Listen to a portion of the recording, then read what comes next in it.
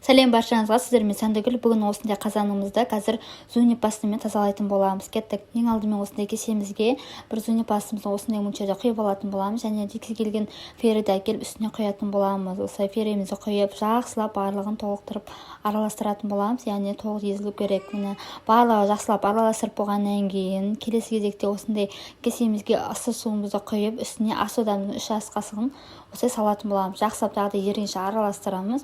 Одан кейін осы аралас болған суымызды манағы жасап қойған немнің үстіне осылай құятын боламыз. Міне барлығын құйғаннан кейін жақсылап тағы араластырып жібереміз. Толық осылай көпіру керек. Осылай араластырып болғаннан кейін осындай баклажкаға құйып аласыздар. Одан кейін осындай ыдысымызды, міне осындай лас болып жатқан ыдысымызды осы ыдысымыздың үстіне қазір осы немен баклажканың көмегімен осылай құйып отыратын боламыз.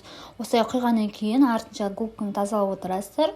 Осылай құю арқылы осы тазалап отырасыздар. Сол кезде бізде осындай дақтары осының губканың өзінің көмегімен кететін болады. Менде осынша барынша кеткені, артынша ары қарай мен қазір сыммен ысып дайындап жуып алатын боламын. Міне көріп тұрғанда осынша жартылай кетті. Ары қарай мен қазір сыммен тағы да ысып, осы сумен тазалап алатын боламын. Міне достар, менде осындай болды. Міне сіздер де жасап көріңіздер. Керемет лайкбак. Ұнаса лайк басып, оң батырмасын басуды ұмытпаңыздар. Және де айта кетейін, қолдарыңызға міндетті түрде перчатка киіңіздер, себебі қолдарыңызды жеп тастайды.